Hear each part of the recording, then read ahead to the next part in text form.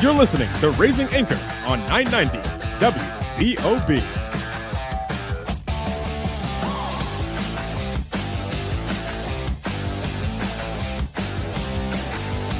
Welcome to the Raising Anchor Soccer Show with Matt Entrican and Jason Carey. Your home for news, analysis, and everything Rhode Island FC. Each week, they take you inside the locker room, inside the tactics, and inside the storyline shaping RIFC. Now, here's Matt and Jason. Rhode Island FC gets ready to take on Hartford Athletic in the 8th installment of El Clamico. Does RIFC have the roster strength to take on their derby rivals inside Connecticut, now here in Rhode Island? Or will there be something else in order as we see Hartford, despite the fact that they have been in playoff contention this entire season, now stand to lose it all in a game of do or die that could see one team go up and one team drop out? Jason, it's going to be a sold-out game here at Centerville Bank Stadium in front of a home crowd. How are you doing, my friend, and how excited are you for yet another edition of El Clamico? Oh, I am super excited. I'm doing better. I started out the week by getting sick, so that's always fun. Maybe Hartford fans sabotage me. I don't know. There's no way to prove it. We'll never know. But it's starting to feel better. I did eat a salad for lunch though, so I still might die. But you know, that's a tomorrow problem. We'll figure out what happens then. But yeah, I'm really looking forward to a big weekend of soccer. So we have the El Clamico, and then there's also a World Cup final. Who could have asked for more? Do we need to prepare to read your own obituary because you die by diarrhea lettuce later this week? Like, let's talk this out. Let's make sure. Just put like a copy of Oregon Trail on my gravestone. It'll be perfect, you know. All right, well, let's get into this. Should be a really fun show. Let's start things off, of course, with the World Cup Minute. It's the last because by the time we have another show, the World Cup will be done and dusted. Obviously, Spain besting France, and then Argentina doing what Argentina seems to be doing all tournament in some scoring late action to upset England and advance into the finals. Our finals now set. It's going to be Spain versus Argentina. Thoughts overall on the semis? Yeah. I kind of had some doubts about France, but then they kind of just kept winning. And then I guess they finally came up against a big team, if you will, in Spain. Spain really bossed them in the midfield. And I think that's kind of where they lost out there. Rodri showed why he is a Ballon d'Or winner, that he is basically the current version of Sergio Busquets. And I think France just doesn't have someone like a Conte to kind of dominate, boss the midfield. And maybe some of their tactics really kind of let them down there a bit. You can say the same about England. It seems like both of these teams set up in a way to get in their own way, get into trouble all on their own, and less rely on what we've seen be stellar performances from both of these groups throughout the entire run. Yeah, England definitely was like, hey, we're only up 1-0. Let's just defend. Let's just get the double-decker out and park it in front of goal. Against Messi, when you know he's always got some sort of black magic up his sleeve. It's not something you should probably ever think about. There's actually a really interesting conversation that's been floating around online, talking to a coach about, you know, like, should you ever do that? And basically is like, no, you're going to swing momentum. The best form of defense sometimes is attack.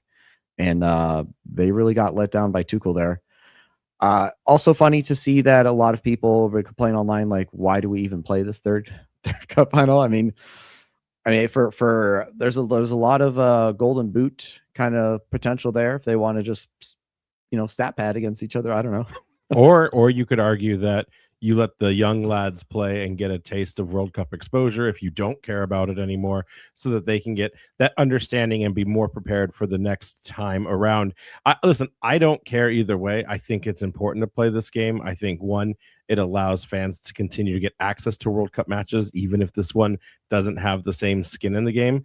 The only argument that I've heard, and we actually kind of did a mock exercise at Murphy's when we were enjoying the game, was, do you just go off of the stats? Do you go off of goal difference and how you've performed in the group stages? Does that come back to support your case?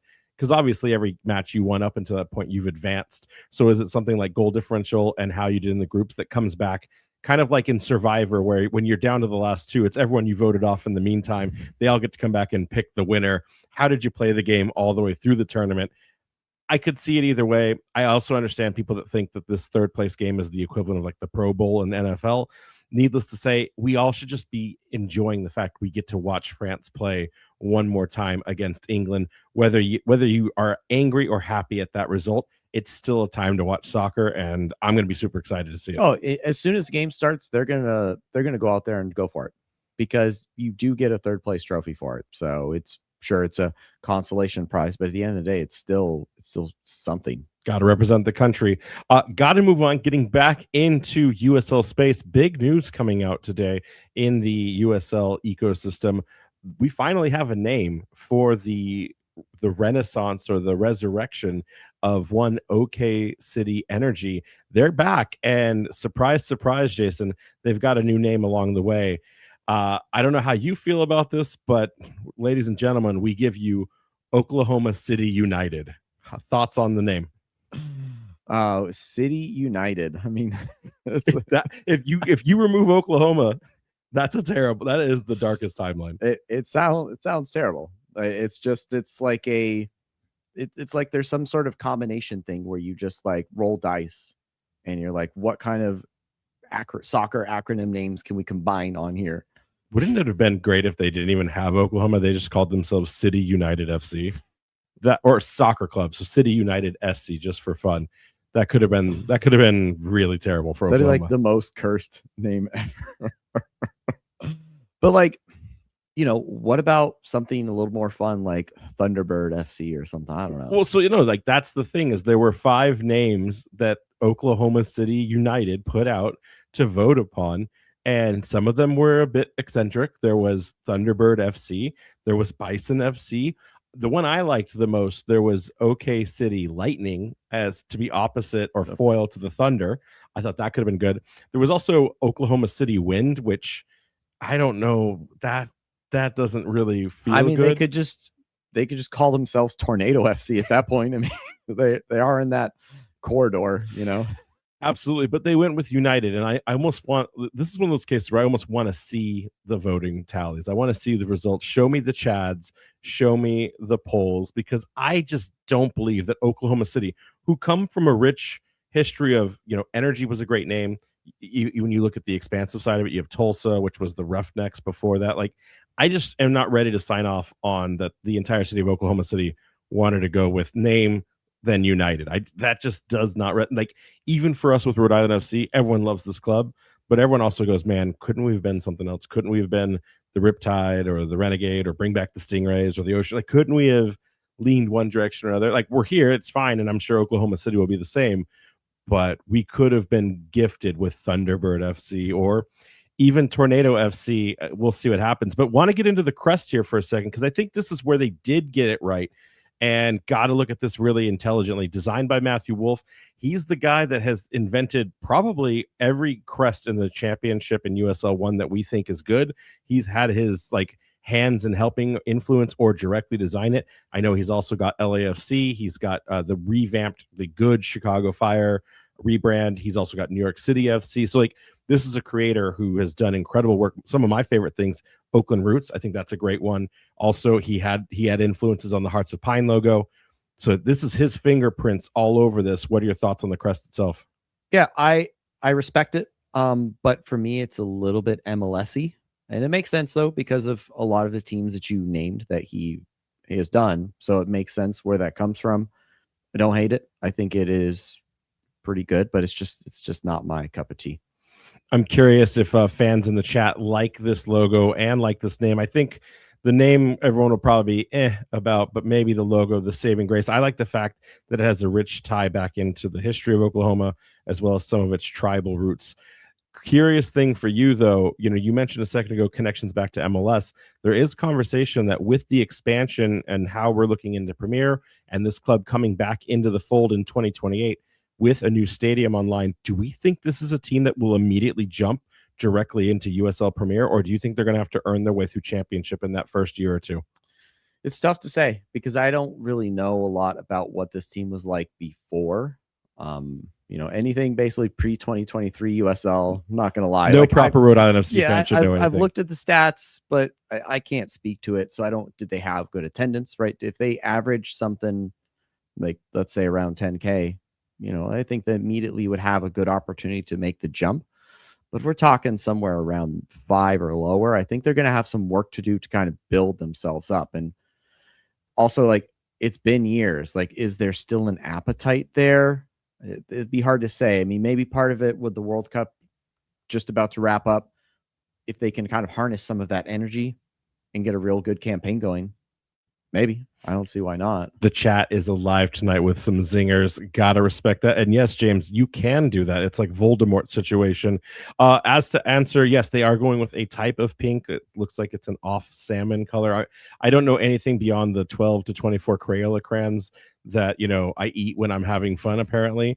But having said that, it is some offshoot of that. Now, I will say, Jason, the one thing I do know about this team is that the only reason they shut down operations originally, they were on a leased piece of property that did not fit the USL needing to solidify its field regulations. So it was the only team that could not meet the standards that they wanted to set in place ahead of all these other moves that they've been trying to make. So they only closed down because of that, needing to find the right parcel of land to rebuild. Now, granted, it has been a few years. Who knows what that appetite looks like? Has it decreased or has it increased?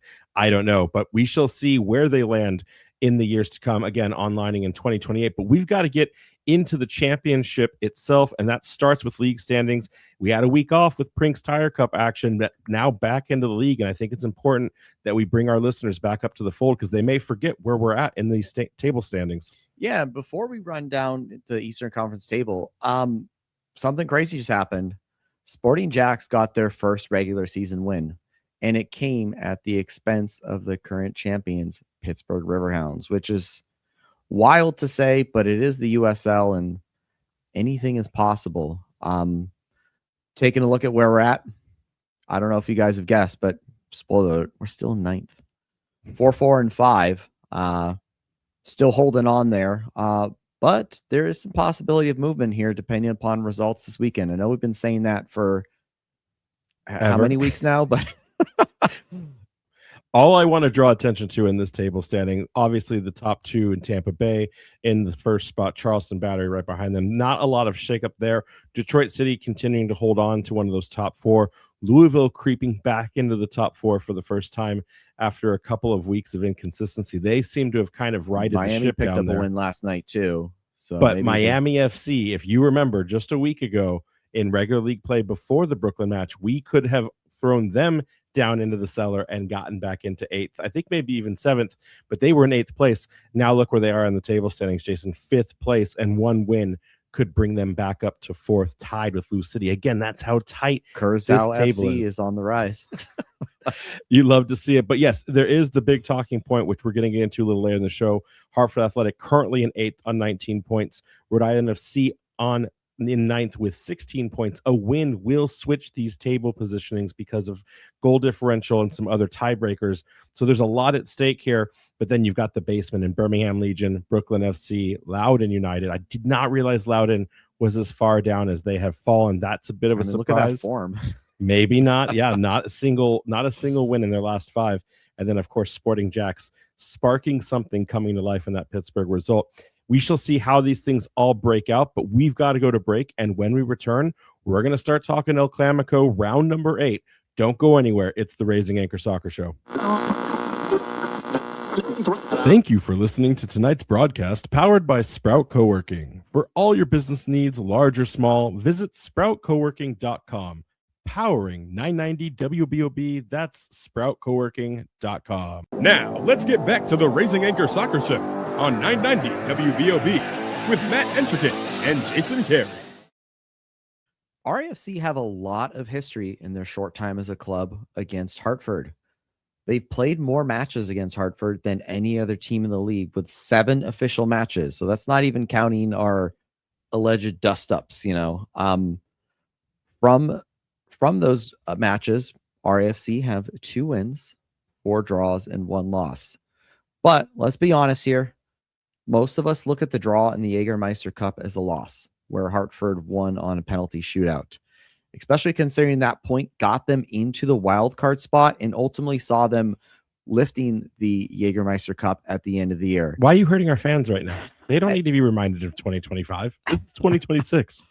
Look, we need to remember history so we can learn from it and move on. So we don't repeat that Hartford advanced that, in the Jägermeister because they've exactly done that again. Yeah. Well, maybe we should have just beat them outright. Tell Connor that. How many times I got to teach you this lesson, you know? It's definitely a match that I think has left a bad taste in the mouth of RIFC fans. It's something, you know, we look back and be like, really should have knocked him out there in regular time. But we move on. RIFC were able to get a bit of revenge, though. Like you mentioned this year, we did go there into the Prinks Cup and were able to beat them away in penalty shootout. So that was kind of a nice step in the right direction. We also knocked him out of the Open Cup this year. So far, a little bit more favorable of year. If we look back to last year, you know, I mentioned that Jägermeister Cup, but we didn't have a lot of success against them. So there was that 0-0 draw at home in July. There was also a 3-0 loss away in Hartford in August. And I mean, those were all condensed too. If you go back and look at those matches, all three of those happened within a month and a week. So it was a very quick, like, let's just get all of this kind of right out of the way. We really didn't see a lot of success against Hartford last year. Initial year was a little bit better. First away match, 1-1. We got a draw. And then we're able to come back home and get a 3-0 comfortable win with fireworks in the stands. Now looking to this year, we've already played them twice. Well, guess what? We still got to play them 2 more times. And this weekend is going to be the first of 2 league matches with El Clamico, with the second being the last game of the season, which imagine if that game has any sort of like implication towards positioning, that'll be a fiery match. Speaking of fireworks in the stands, do we not do firework matches for Hartford because we don't want to reward their fans with anything, especially after what they did to us at Burns Stadium? That's actually a good call. I wonder if there's like asterisks, like, nope, you cannot do fireworks on this match. No fireworks whatsoever. I mean, I think they're hoping for fireworks on the pitch, I guess, right? It's a good answer. And then, of course, Matt Del Greco with the famous now crying. Curious how that motivates this Hartford side. Getting into this in terms of form between these two teams right now, so not the head-to-head, but how they've been doing in league play. Rhode Island FC coming into this match on a 2-1-2 record in their last 5 league play. Of course, they also get to catapult themselves with this most recent penalty victory in Prinks action. But I don't know, Jason, this team feels kind of like a mixed bag. I know, thinking back to some of the shows we did in May, seeing this team start to build momentum, start to build trajectory, you know, they do get great victories against teams like Brooklyn and Loudoun. And earlier in the season, we would tell ourselves, you have to be able to put away teams that are lower on the standings. They've done that now. They've shown that, but then kind of get their own, you know, bells rung a little bit, dropping points to Indy on a 1-0 fluke of a game, losing very poorly most recently at Sacramento Republic's stadium, you know, in midweek action. And of course, you know, there's the draw 1-1 for Orange County that felt like it should have been a win.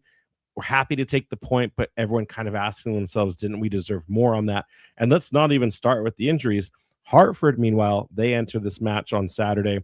They're looking to snap a 3-game winless streak right now. They've definitely been on the decline, but you have to then actually give them a little bit of credit. While on a 1-3-1 record in that time, they've been put through the ringer themselves, arguably probably one of the toughest, let's call it 6-game stretches of their schedule when you add us as a bookend here. You know, they get the win against Tampa Bay, something that very few teams, in fact, just 2 have been able to say this year. But then they drop points with draws against Pittsburgh, Orange County, and New Mexico United, all teams of higher caliber in the league right now, which they're very, you know, back and forth, very tough games. And then they lose to Lou City, something that we've also done this season. So, you know, I don't want to sugarcoat anything Hartford because it's Hartford, but they've definitely probably played a tougher schedule over these last 5-6 games, Prinks Cup notwithstanding. If you look at them, and we'll talk at length, their biggest problem right now, though, is that, or I guess it is their biggest problem is scoring. They cannot find the back of the net to save themselves, just scoring 3 times in their last 5 league games. Their defense, that's a completely different story we'll unpack in a minute. But these two teams, it's like the unstoppable offense versus the impenetrable defense. I'm wondering how that clash will look on the night.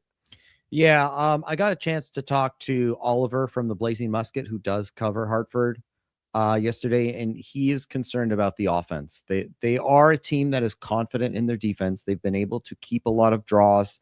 Even most of their losses, to a certain extent, have been close. Siaha, the villain himself. If he has a on game, he can be one of the better keepers in the league. But sometimes he can drop stinkers. So the problem, though, is not only injuries, is they can't find a scoring rhythm. And that's going to be a problem for them. Well, let's get into the injuries that we're experiencing currently as Rhode Island FC. It's the same 4 carried over from last week. We still have Zach Harivo out, Jamin Peters out, Amity Jope close to. Would not be surprised if we see him maybe on the bench for this game. I don't think he has a start in his future on the night. And then Clay Holstead, again, be curious to see if he's already back on the bench or not. He's within a week of coming back. And since he wasn't out for too long, his form shouldn't have dropped too terribly. But right now, those 4 players out. And I've heard, although cannot yet confirm with the club, that it's not Clay and it's not Amity, but one of those 2, and either Zach or Jamin, have maybe possibly had they're going to have an extended absence with some additional treatment and needs. So trying to get those timelines on those 2 players. We should find that out on Saturday's match. But let's talk about how Cano is most likely going to set up for this match in El Clamico action. Yeah, we think we're going to see Coque Vegas here in net, as always. Looking at a back 4 here of Nick Scardina, Karifa Yao, Frank Nodarce, and Aldair Sanchez. Holding midfielders, we think we're going to see AST line up there next to Ugo Bacharach, as we're still kind of injury-ridden there. Our attacking midfielders will have Joe Quizera out on the left there, Augustine Rodriguez here in the center, with Leo Alfonso out left, and of course JJ Williams up top. Yeah, listen, I feel like this isn't a difficult roster to predict right now, considering some key injuries in key places. We've had the argument of, does Stoneman start over a player like Nodarce? Maybe in this game you bring that, but I think Nodarce brings more intensity and more speed and more flexibility into the game. And of course, too, if some of these players we've talked about are healthy enough, it's going to change the construction of this roster. Where I want to narrow in and talk right now, though, is Amos Shapiro-Thompson in this game. We've seen how important he has been offensively and defensively, both sides of the ball this season. In a game like this, where you may be forced to start Afonso or Fuson, like you could decide then and there how you want to see it. But in a game like this, that will most likely see both Pity and AST on the pitch at the same time, do you go with the 6 in the back, or do you go with the 8 and try to spark more offense, considering Hartford Athletic has been so attack absent in their game right now?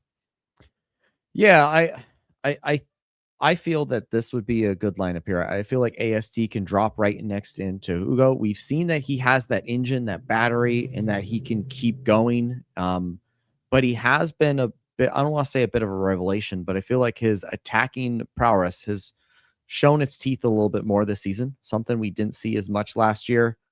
He was just a workhorse. But I guess there's another question here leading, like, we did see Dwayne Atkinson play a really good game as a kind of 6/8. Do you see a world where we could drop him in there next to Ugo and continue that experiment, push AST up, maybe either drop Leo or sub in Fuson or something like that? I think it comes down to who are the auxiliaries coming off the bench then, right? Like, I almost wanted to dress up like Wayne's World tonight, like Dwayne's World, because in my world, I do think that Dwayne could eventually make an argument for it. I just don't know if he's going to upset and replace a player like Pity or even Leo or even Noah at this time. And then also, too, though, with so few striker options in terms of backup, if we aren't seeing the game go our way, whether it's through card management, fatigue and stamina, or just we need to mix things up, A player like Dwayne, we've seen how lethal he can be off the bench. If you start putting players like that in a completely alienated role, despite how good they looked against a team like Brooklyn, are we doing ourselves favors to play a full complete 90? I don't know that we are. I don't also know if this is the game to be experimenting. I mean, you could make the same argument about the 6-6 versus the 8-8. Is this the game to mess with a good thing, or do you almost have to keep it with a natural pair of holding midfielders versus attacking midfielders? I don't think Kano wants to do too much in this game and just make sure that first and foremost they play their game at the absolute peak level to put the hurt on Hartford. So I don't have an answer. Do you have a feeling one way or another? I mean, personally, I think going with a little bit more traditional defensive would work. If you give Hartford the ball, like we kind of did when we played them in the Open Cup, they're not really going to know too much what to do with it. They would actually prefer that we dominate possession and then look to counter us on the break, which RIFC are kind of good at too. But if you sit back, let them have the ball, wait for your opportunity and try and like draw them out and then hit them on a transition or counter, I think RIFC would have a lot of success.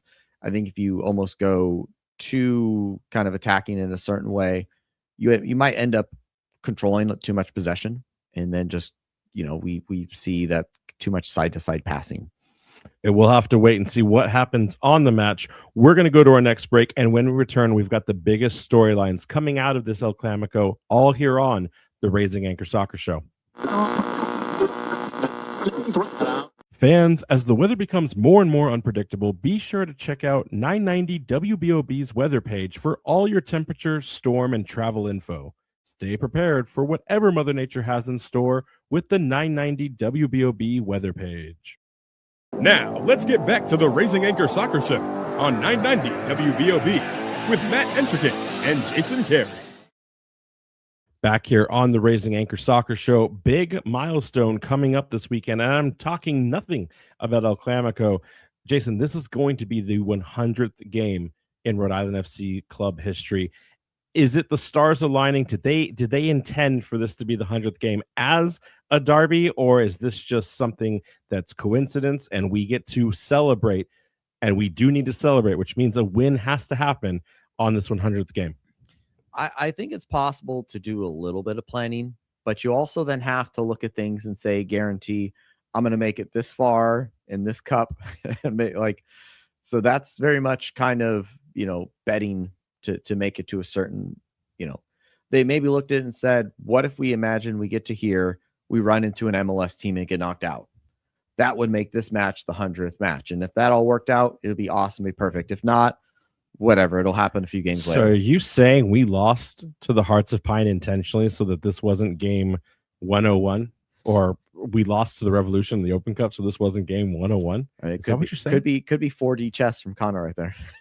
Listen, I think this is great. It's fun to kind of think back and reflect. I know they had like a time vault, like throwback post that they did the other day. I think back, this is our 232nd show. And so 232 shows, 100 games, it's a fun thing. Like, think back to the very first game. It still feels very fresh. It still feels very new.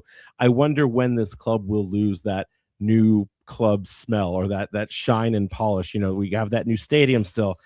It's 5 years or 10,000 miles. It doesn't feel like 100 yet is all I'm saying. But yet here we are, excited to see it. I think the only thing to put as like a, if this is the 100th game, like what else, like what's the next milestone? Are we going to count 150? Are we going to count 200? Like how does this work? What do we celebrate for in the next round? But getting into the result that needs to happen on the weekend, we mentioned the win that is required.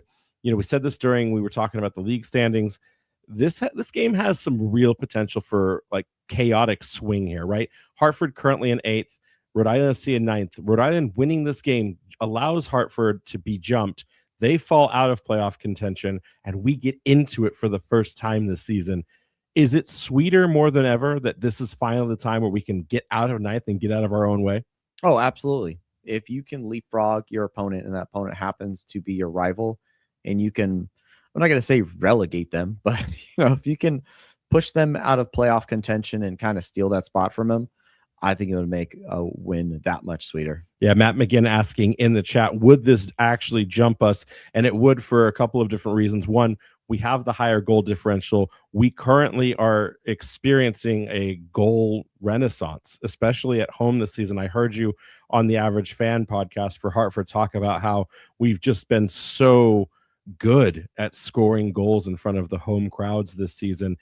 Currently with a +5 goal differential, Hartford has a -1. So even if we win and it's 3-2, that doesn't change that. So we will jump them in the standings for at least a week. The other thing I want to ask you about this game, though, not just the standings and the points that matter, but I feel like a couple of these Hartford matches in the past have been sandwiched between, 3 games in 7 days. It kind of feels really good to know that there's nothing in front or behind for them to be able to really stick it to Hartford this way. Like both teams are kind of getting to show up and not worry about, man management coming into this. Like think about the Pittsburgh, Indy, Hartford series we had to deal with where we threw that Indy game away. None of that happening on this particular match. Yeah, it's great to be able to come into a match as full strength as you possibly can, right? Barring any sort of injuries or like that. The guys are able to rest and practice and get ready for a big match. And it's good to see it on both sides too, right? We really do want this rivalry to flourish and we want to still beat them, but we want to get the best out of them to make it entertaining for the fans. Want to talk about the rivalry, the entertainment of that. You mentioned on the Average Fan for the Blazing Musket that one of the things that could be possibly holding this rivalry from reaching its peak form is the fact that neither one of these teams seems to ever be in sync when it comes to their form, whether one team is hot and the other is not. You've even joked that it could be okay if both teams were just absolutely garbage at that time, because then they would match each other's, fitness, form, and skills levels of that time. Right now, I want to ask, do you believe both of these teams are at similar trajectories, similar heat? I mean, the table standings would tell us that these teams are neck and neck. I don't know that we've seen it ever be this close. Would you say right now that this is the best alignment or synergy that these possible teams could have? In terms of table position, yes. But the thing is that look, stats can lie, right? You look at RIFC's underlying stats and we're a top 10 team in the league. And we are behind quite a few games. And we've, I think, built a lot of that based on home performances. So in this case, I think there is a bit of disparity here where RIFC is going to come into this match. They're going to play very well at home against a Hartford team that's really been struggling to score. They're not going to make it easy for us because their defense has been keeping them in games. And we all know that Siaha is going to be fired up. And so it's going to be a bit of a tough match. But I think realistically, RIFC are just a notch or two above Hartford at the moment, unless all of a sudden this wakes them up and kind of gets them to rise to the occasion and play at our level. We shall see if this becomes a good, proper rivalry based on how this goes. We could even ask then, we know how important both of these keepers are between Siaha and Koke Vegas. If both of these keepers stand on their heads in this match, should we be expecting anything less than a 0-0? I hope not. I mean, for the sickos, you can absolutely have an exciting 0-0 game, right? As long as there's lots of shots on targets and both keepers are making just absolute worldies of saves. But I think the fans have kind of come to expect goals at home, and I think that they're gonna want to see that. I mean, when we kind of take a look at RIFC's home field advantage, they've got 5 wins, 1 loss, and 6 ties record at Centerville Bank Stadium in 2026, and is unbeaten in 5 straight home games dating back to May 2nd. That only loss coming from that Birmingham game, which to a certain extent, I don't want to say was a freak accident, but it almost felt like we kind of tripped and fell and couldn't get ourselves picked back up. RIFC is unbeaten versus Hartford in all 4 meetings and the Ocean State. I know there's the one technicality, but technically they're unbeaten. That being said, though, RIFC have not won an El Clamico in league play since August 10th, 2024. Joe Brito, I miss you so much. I know. Can we get him on the bench real quick? 25-day contract. We need to do a wellness, not a wellness check, because I know he's thriving. We need to do a check-in on our boy Joe Brito and find out how he's. I'm gonna text him afterwards, like, hey, thinking of you in this big day where your family lives East Hartford and your former team is playing this weekend. But listen, you're right. And despite not winning league play for Rhode Island, though, and I think there is, again, we talk about momentum. They have kind of had the upper hand, at least this season, eliminated them in the US Open Cup 2-0. That right. We saw them get out of there. They beat them again. If we're calling it technicalities, beat them in the USL Prinks Tire Cup action, and we've never lost to them at home, right? So minus the Jägermeister Cup, we're not going to talk about that. It feels like this is ready to boil over, though. I feel like we do need our next commanding win, whether it's us or them. I feel like the next step this derby needs to go is a team needs to get back in the driver's seat of it and not play these like, oh, we're going to draw and hold on, or we're just too afraid to win, or we're too scared to lose. I don't want Hartford. I shouldn't have even said Hartford could do it. It will come at one point, fans. We have to understand Hartford will win a game at some point in this rivalry. But I think Rhode Island FC to make a statement and then use that again to build more momentum. We talk about the importance of this July-August slide into, home, so to speak, and getting all this success. I think this is the game to do it. So having said that, going back to this offense versus defense, here's the stats for you, buddy. RIFC has found the back of the net 10 times in their last 5 matches. Hartford, though, has, while they've only found it 3, they've also only allowed 3 goals in the last 5 matches against all those tough opponents that we were talking about. For contrast, just so you understand, Hartford has the 2nd best defense in the league. They have the 25th or the worst offense in the league. Meanwhile, Rhode Island, by those same coins, you could argue, Rhode Island has I think it's the 5th best. Let me see. I had the stats up. Sorry, they have the 12th now. We've allowed too many goals. So they have the 12th worst, or I guess best, because that's right there in the middle of the table. But they've got the 3rd best offense in the league right now. And that's not even like looking at some of the averages between shots on target versus shots converted. What do we say when it's the 3rd best offense versus the 2nd best defense? Unstoppable force versus an immovable object. I think because this is at home, I think we will have the slight edge. That's why you saw we went away, and we were at the end of the day able to kind of pull off the victory. But I think because of that, this is not going to be a 3-0 thrashing. Could like back at Bern. Could be. But I would think this is going to be a bit more tighter of a game, maybe 1 or 2. Oliver brought up something interesting yesterday when I was talking to him, and I kind of tend to agree with him. If we try to look at this objectively, not as a fan of RIFC, have we actually had any good El Clamicos? If you look at them, they've been a lot of haram ball, a lot of football terrorism, or one team has just kind of dominated the other. Either like when we lost away, they just kind of thrashed us, or when they came to Bern, we thrashed them. Do you think there's been an objectively good game between the two of us where you can look at it, no matter the victor, there was excitement from both sides where it's kind of they're trading blows, they're going back and forth? I mean, I think you'd have to say it was the 2-2 in Jägermeister, but unfortunately that's the sour note of the penalty part. Like if the game had just ended at 2-2, maybe you could say but you would also argue from a Rhode Island FC perspective that we had a man advantage for almost an entire half, and they clawed back into that game. So that's the hard part, is eliminating the fan out of it. The fan in me wants any good game to be in Rhode Island FC's favor. So by the definition, I think the casual would have probably thought that 2-2 was the best thing they've seen so far in it. But whether you're a Hartford fan and their 3-0 win, or you're a Rhode Island fan and our 3-0 win, yeah, maybe we haven't had a proper rivalry match, which is why, again, I asked, like, does this rivalry still have some legs that needs to grow to really take itself? I still think it's the best rivalry in the USL. I know the legacy pundits will say, like, oh, you haven't been around long enough to claim that title. But we spark enough interest and spark enough conversations online about it that I disagree. That being said, what I do know happens is these games get chippy. These games get squirrely, and there's going to be a lot of emotion and attitude and aggression on the night. How many red cards are we seeing in this game? Ooh, I'd say there's at least a red card in this match. The thing that I worry about, though, is we cannot afford a red card. We have too many injuries right now. So I'm hoping it's on their side, maybe if things are not going their way. So I mean, I'm going to say at least one. I wouldn't be surprised if both teams get someone sent off. What's your key takeaway for Rhode Island FC to find their way to getting 3 points in this match? Yeah, RIFC is the reality. They're better when they score first, but I think they also need some patience here too, more than scoring first. The rivalry, like you said, it's produced a lot of cagey games. So I don't think they need to force the issue and say, we need to score in the first 20 minutes or we need to score in the first half. They need to be patient and know that the opportunity will come, and they don't want to leave themselves exposed. And I think that they also need to stay disciplined emotionally. Hartford wants that chaos. They want to get under their skin. They want to taunt us.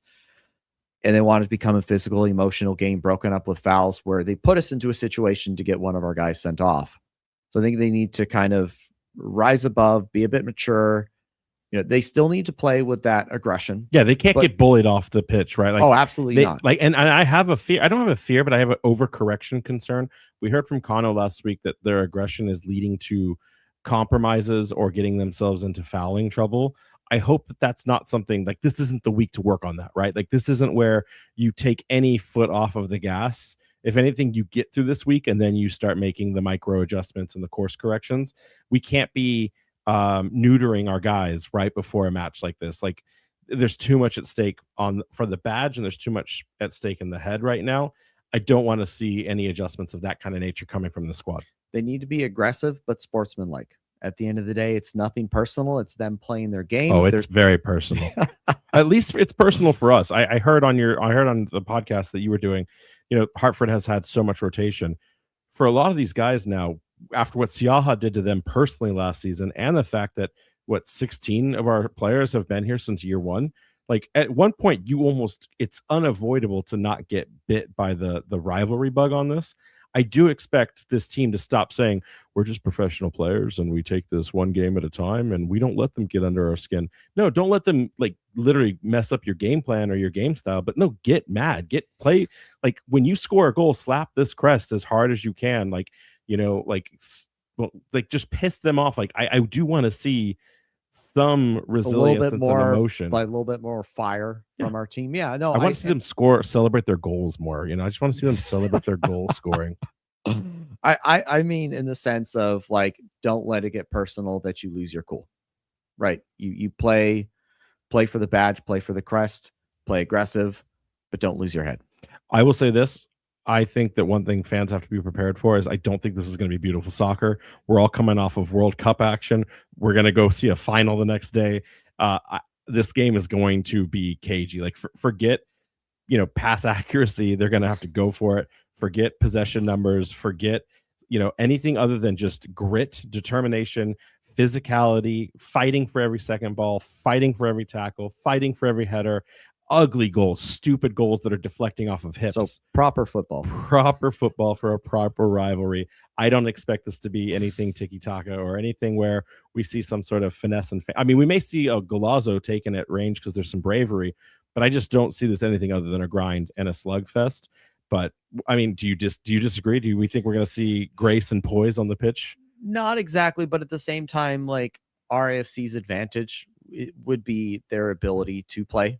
Right. Hartford wants us to play that match. And I think if we're able to kind of maintain our identity, don't bring ourselves down to their level, they're going to be able to put themselves in a good position to win. I think if they let it turn into one of these battles, they're going to either sneak something away or suck us into a 0-0 draw.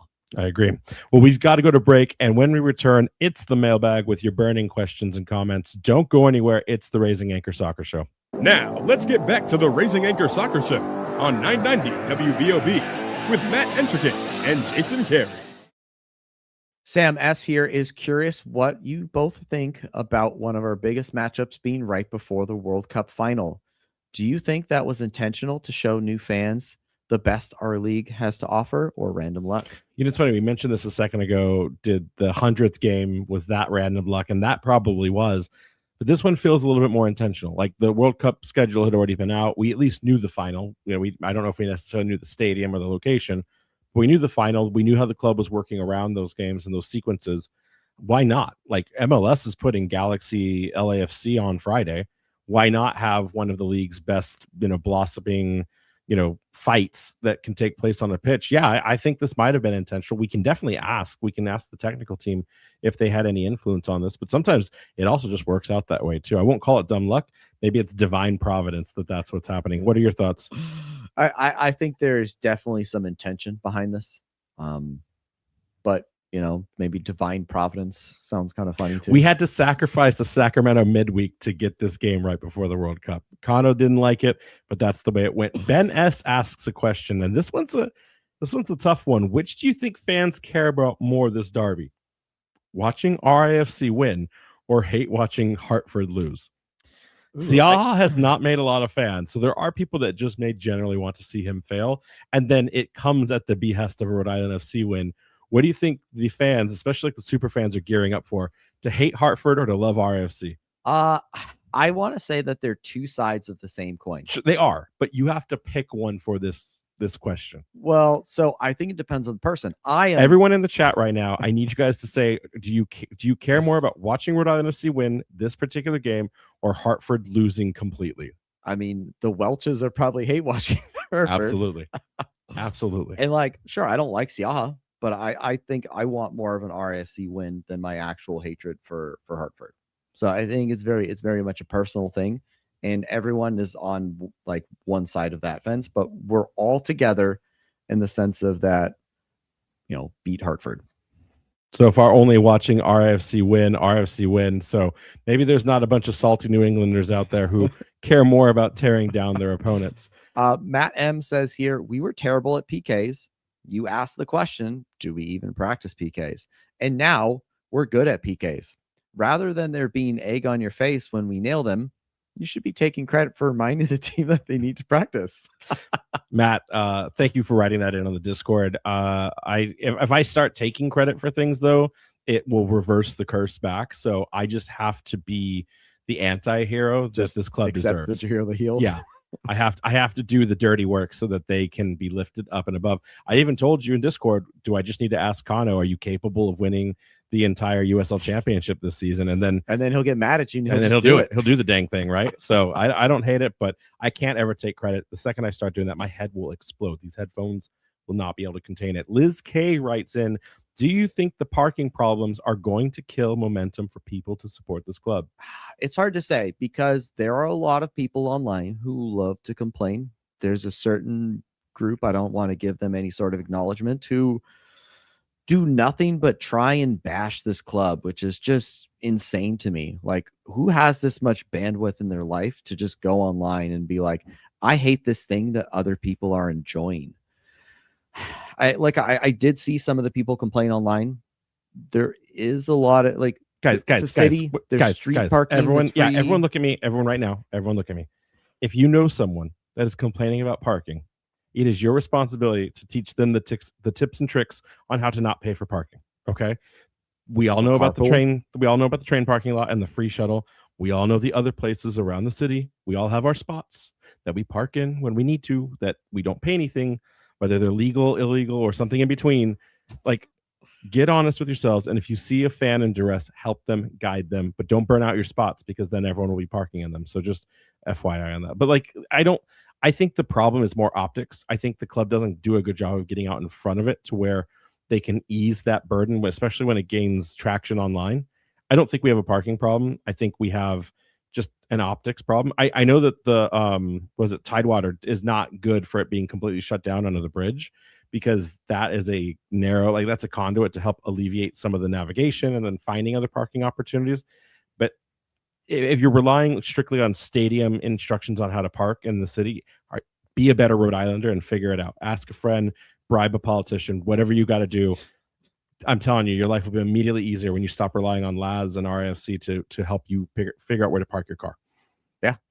Mike S says, Brett Johnson was on WJAR and said he wanted to sign the next young and upcoming Cape Verdean or Colombian. 2 questions. Was he pandering because of the populations here in Pawtucket? And who would you guys tell him to go sign if we could? One, I don't like using the word pandering because I think that he just understands the population, and if he wants to have locals represented by those populations reflected on it, I just think that's good for business. I think it'll make them feel seen. Our Defiance 1636's president is Guatemalan, and he keeps complaining every time we don't sign any Guatemalan players. So there's a link, there's a connection that brings people closer when they have their representations of their countries and their immigration reflected in the team in front of them. I mean, we saw that with the Puerto Rican team when they traveled in to play that friendly. We saw the impact that Isaac Anking had on that. We've seen Zach Haribo as a Haitian relationship. So like, no, when you're represented by your community, like that's a big thing. So I don't think he's pandering. I think he's just understanding like that would do well for all parties smart involved. Business there. Yes, it's smart. He's a smart business boy. That being said, when you ask who would we sign as like a young up and coming starter for Cape Verde or for Colombia, I don't know the U20 system. I barely know USL Championship and a sprinkling of MLS. My international and my other league game isn't even that strong. So if you ask me to like find two players, I'm going to say Vizinha. He's pretty young, right? Like yeah. Like what, 41? Like that's super young. Goalkeepers played out 50 these days, right? or what was it? It was the two strikers for Cabo, Dupuy and the other guy with like two names. Yeah. Like, but then I went and go look at their like leagues they're playing in. One's playing in like the Bolivian Premier League, and then the other one's playing. I think they're on loan from Benfica, and so that's the thing I do know. That's the bigger problem, at least for a Cape Verdean perspective. Remember how in the World Cup we found out that like only one player for the Cape Verde squad like lived in Cape Verde, and everyone else was a product of like a Portuguese soccer system that like wasn't good enough for Portugal.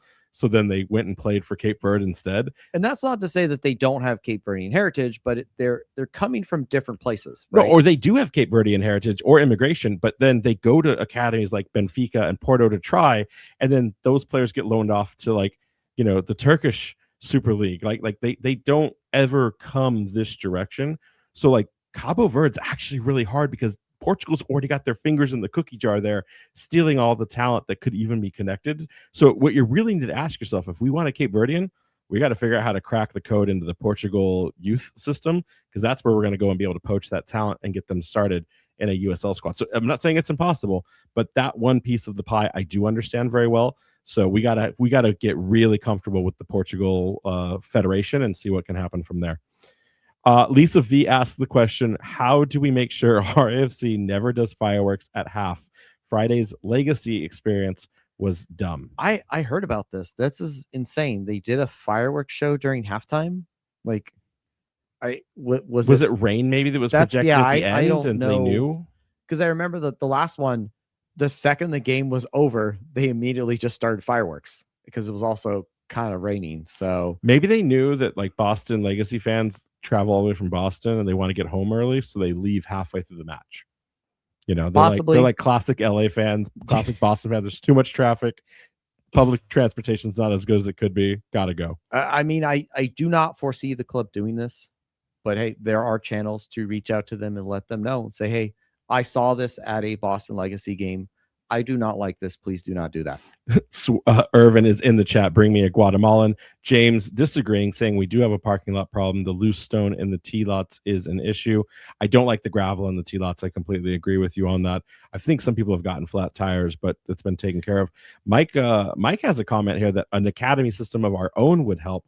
I don't disagree with that, but that then becomes a 10-year project, right? You got to wait 10 years for that to bear fruit most times, especially considering you're competing with not just the Baysides and Surf of Rhode Island, but then you're competing with New England Revolution's academy programming, Seacoast United, Vermont Green. I think our club also has to hit certain milestones for that to make sense too. Well, I know that they're still looking to work on a training center that's offsite, closed, and indoors. I think once you get that on, then you can start having academy players like working not 24/7. That would be really bad for children, but you get my point. And then Nate Ski writing in Vizinha is Miami bound. He is not going to enter Miami. That is a big rumor. I don't see a world where they sign a 41-year-old keeper on that squad, considering how tight they are on payroll. But there is a question we have to go back to, Jason. Jeff Hughes asks, is there any chance of a decent ref on the weekend?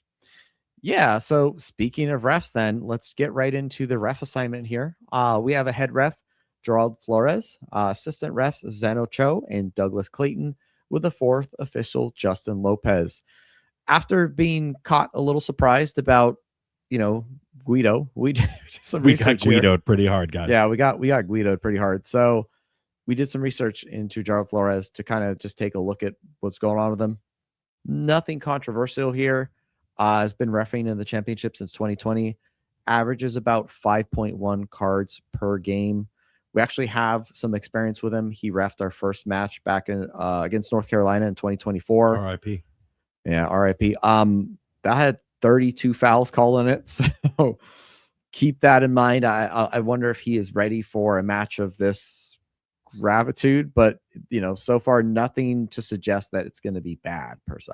I do hope that either there is a symposium for the USL Pro ref people that they need to learn to let things go at some point. It may not happen in this year, but it's got to be talked about going into like USL Premier in the next 2 years.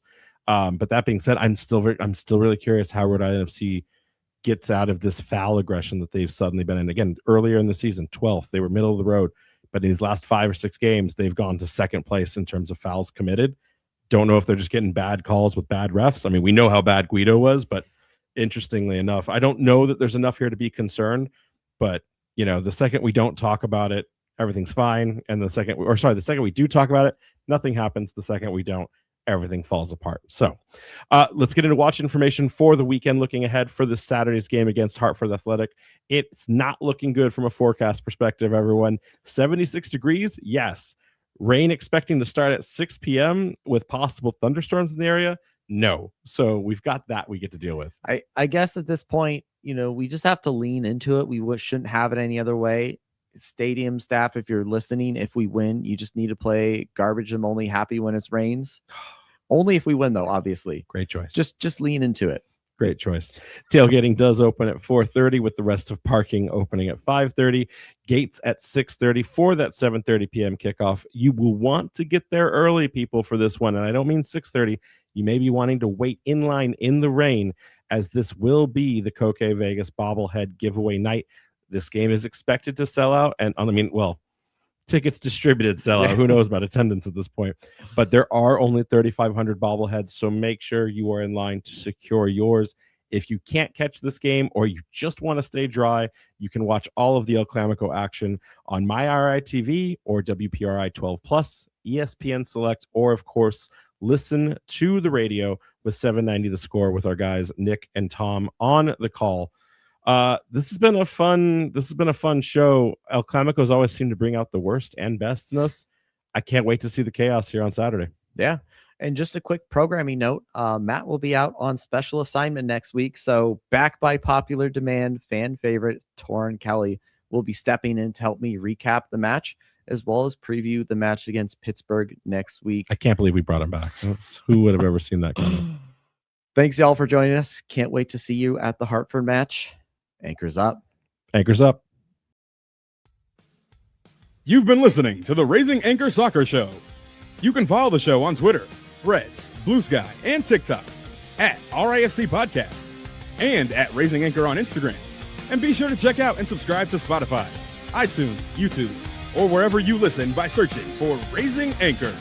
Make sure to check out all of our coverage over at the Blazing Musket for all your New England soccer coverage, including RIFC News at theblazingmusket.com. Fans, we thank you for listening. We ask you to be kind and courteous to your neighbors as you leave the show. We thank you for joining us and look forward to seeing you again. Until then, I'm your main man, Juju, and on behalf of the Raising Anchor crew, goodbye for now. And as always, we are Rhode Island FC.